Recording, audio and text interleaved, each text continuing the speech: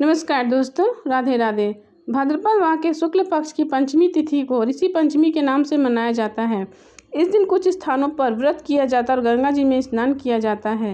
इस दिन 108 बार मिट्टी से हाथ धोने चाहिए। गोपी चंदन, आंवला तेल, गाय का पेशाब, गंगा जल आदि सभी चीज़ों को मिलाकर हाथ व पैरों को धोया जाता है। 108 प्रकार के दातुन का उपयोग किया जाता है। 108 पत्ते सर पर रखकर 108 बार घंटी बजाई जाती है और उसके बाद नए कपड़े पहने जाते हैं।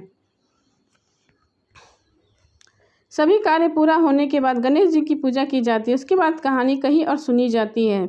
उसके बाद समर्थ के अनुसार ब्राह्मण को दक्षिणा दिया जाता है। इस दिन केवल एक समय ही भोजन करना चाहिए। भोजन में केवल फल अथवा मेवा ही खा सकते हैं। दूध, दही और हल से जोती हुई चीज़ों का सेवन करना मना होता है।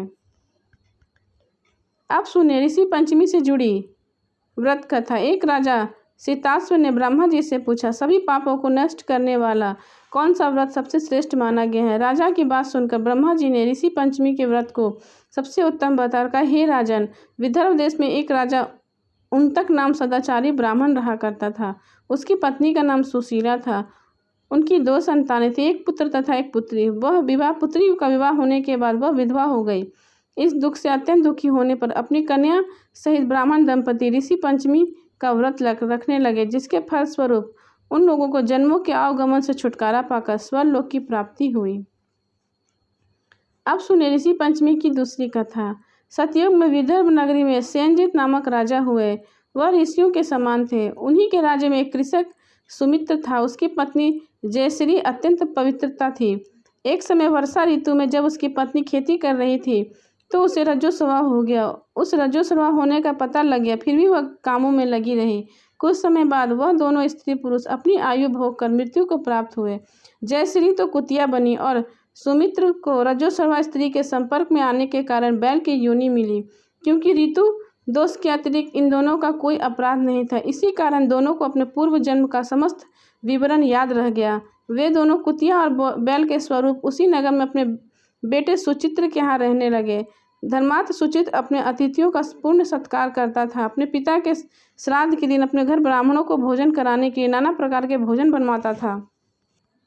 एक दिन अपने पिता के श्राद्ध के लिए उस ब्राह्मण ने अपने घर में भोजन बनवाया। जब उसकी स्त्री किसी काम के लिए रसोई से बाहर गई हुई थी तो एक सर्प ने रसोई की खीर के बर्तन में विष वमन कर दिया। कुतिया के रूप में सुचित्री की माँ कुछ दूर से सब देख रही थी। पुत्र की बहू आने पर उसने पुत्र को ब्रह्म हत्या के पाप से बचाने के लिए उसने बर्तन में मुंह डाल दिया।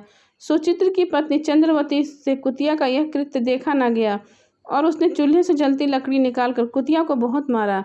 बेचारी कुतिया मार खाकर इधर उधर भागने लगी। चौके में कुछ ने मुझे बहुत मारा और कुछ खाने को भी नहीं दिया। तब वो बैल बोला, हे भद्रे, तेरे पापों के कारण मैं भी इस योनि में आकर पड़ा हूँ और आज बोझा ढोते ढोते मेरी कमर टूट गई है।